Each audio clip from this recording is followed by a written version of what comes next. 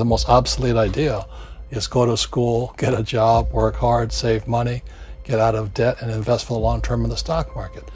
See, why would you save money when they're printing trillions of dollars? The gap between the 1% and 99% is massive. You see, it's not just money. You have to step back and look at the bigger picture. So what do you do? In every one of us is a poor person. There's still a poor person inside me. There's also a middle class person, and the middle class persons want security. They want that steady paycheck. And there's a rich person. And they're all inside of us, except that it's not taught. You're taught to go to school, get a job, and get a paycheck. You're not taught to how to get rich. If you read Rich Dad, Poor Dad, my rich dad refused to pay me. He said the paycheck was one of the most damaging things you could take in your life. He says the moment you take a paycheck, you're an employee, and that's the mindset. So my rich dad never paid me. It drove my poor dad, government employee, nuts. You gotta pay people, you gotta pay people. And Rich Dad was not saying that the paycheck was bad. He says you didn't want to be a slave to money. So as an entrepreneur, if Rich Dad folded, I just started another company. I don't need a paycheck. I don't need anybody to take care of me. If my government doesn't like me, I move to another country because they need entrepreneurs there. So the entrepreneur is not so much the business. The entrepreneur is really the mindset and the skill sets and the different set of rules. You see, I don't operate, small business does not operate in the same rules as big business. Entrepreneur is a mindset first, a skill set, and rules. And depending upon whether you're an employee or a small business, the rules are different. The mindsets are different, the skill sets are different. If you could say one thing to somebody who's never been an entrepreneur and they're thinking about making the leap of faith into becoming an entrepreneur, what could you tell them? Well, I'll just tell them the same thing that happened to me. My last paycheck, I still remember it clearly. It was one of the worst and the best days of my life. And I was in Puerto Rico.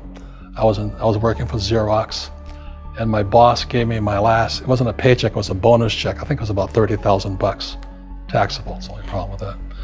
So I got this check and I went, holy mackerel. So I was excited, but I was also disturbed. And so this other guy comes up to me, his name was John, and John says to me, he says, you're gonna be back. I said, why? He says, because you're gonna fail. I looked at him and said, look, few expletive words, because that's what he did. He left Xerox, failed, and he came back. And I said, look, you failed and you came back, but I'm gonna fail and I'm never coming back. And that's the attitude.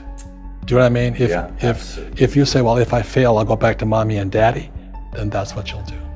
So if you fail, that's when I became an entrepreneur, because I had no money. I had no money for years. I didn't have a paycheck. But that's what my rich dad encouraged me to do. He says, when you don't have this paycheck, you get hungrier, smarter, and it's a test of your character. Will you become a crook? Will you become dishonest? Will you cheat and steal? Or will you become a better human being? So really, that's the benefit of becoming an entrepreneur, is you really find out who you are when you don't have anything. So you always have to look at the big picture. Too many people look at, well, what's going to happen to me? When you look at the big picture, you're also going to know that when something bad happens, something good's going to happen. But you got to prepare for whatever is coming. If you think next 20 years will be like the last 20 years, you're going to get creamed. When you and I go to the supermarket and we buy a carton of milk, we always check for the expiration date. But most people do not check for the expiration date on their brains. Instead of get out of debt, I get into debt. I just refinanced $300 million in debt. I went from 5% to 2.5% interest. I made a fortune. Every month, more money comes in because my cost of money has gone down. So while some financial experts are saying get out of debt, I'm saying learn how to use debt. See, when I came back from in Vietnam in January of '73, the first thing my rich dad said to me was go to school to learn how to invest in real estate. It wasn't real estate, it was how to use debt and taxes. Debt and taxes make the rich richer. Debt and taxes make the poor, the middle class, poor. So all the rich guys who are doctors and lawyers or, those guys, they're getting creamed and they don't know why. Doctors are getting creamed. Oh yeah, they make more money, but the take home is less. Sure. My doctor just yelled at me. He was happy. He says, "Oh, guess what? I finally made $1 million." And I said, "Yeah, this was just 3 weeks ago." And so I said, "Yeah, well, how much you pay in tax?" He says, $750,000 in taxes. So his net was about $400,000. That's not bad. But when I make $1 million, I keep $1 million. And the reason is because I don't make it by working for money. See, if you work for money, you're taxed. So that's why lesson number 1 in Rich Dad Poor Dad is the rich don't work for money. What we do instead is we create businesses as entrepreneurs. We acquire real estate. I don't invest in the stock market. Okay? So the reason is because as entrepreneurs, I have more control over my income, how much I make, and how much I pay in taxes. And because I'm an entrepreneur as well as an investor in real estate, I pay 0 tax. So every time I make, let's say, $1 million as an entrepreneur, I immediately invested in real estate. I have a 4-to-1 step up.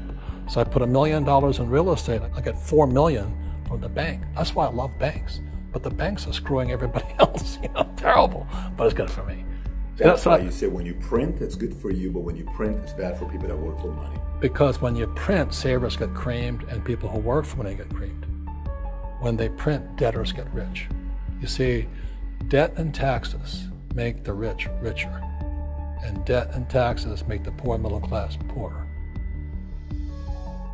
When we have obsolete ideas, we get obsolete results.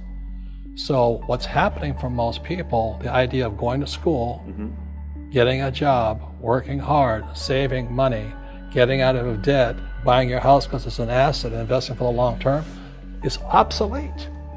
The world has changed. The world changed in 1971 when President Nixon took us off the gold standard and money became debt.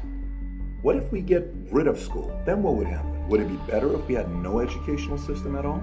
No, I'm saying education is more important before. It's just obsolete. There's Moore's Law which states information doubles every 18 months. In other words, everything's obsolete 18 months. So, and this is just a recent phenomenon. So when you come out of school, you're already obsolete. And that's why I'm the old guy, I meet my friends who went to Harvard. I went to Harvard. I said, yeah, that was how long, 50 years ago? Today, the banks are charging you interest to save money. In other words, banks don't want your money because they printed too much of it. And that's why there's this bubbles in stocks and bubbles in real estate and all this. People are dumping the cash because, as I said in here, savers are losers and cash is trash. And yet people are, well, I want a high-paying job. Well, that's an obsolete idea. Get out of debt is an obsolete idea. You should learn how to get into debt, how to use debt to get rich, and they'll never teach you about taxes. The reason the 1% is way up here and the 99% are going this way is because when you print money, 2 things happen: inflation and taxes. It's crushing them. And any entrepreneur thinks, I'm just going to make money, I'm going to start a business and make a lot of money because of what we talk about. They really have got to smell the roses, man. That's not what the real entrepreneurs are doing. Most entrepreneurs, there's 28 million small business owners in America. 24 million are what are one-person entrepreneurs. They're called non-employee entrepreneurs. So and that's what happens is when people don't really understand what an entrepreneur does. So most big people are self-employed, but they're not really entrepreneurs. The self-employed pay the highest taxes of all, and nobody tells them that. Yeah, it's also called the entrepreneurial spirit, but what we were actually talking about was there's no such thing as a bad economy. There's external, you and I, we all have an external economy, but we also have an internal economy. And the willpower is to change our internal economy. So for me, I can see the good and I can see the bad. I don't really give a damn because I'm going to be rich anyway. But a poor person with a poor personal economy, all they're going to see is a bad economy because they don't know how to make money in any economy. And a middle class person, they have a middle class economy. What they want is a nice house and a steady paycheck and the job and the car. And so when you take their job away, to them, that's disaster. Well, since an entrepreneur doesn't have a job anyway, it's no big deal. So all I'm saying to people, and it's what Bucky Fuller taught me, there's always two sides, you know what I mean? Unity is plural, at minimum two. So if you think the economy is bad, it's because your economy is bad. If you think that steady, employment is important, then you'll see an economy without jobs.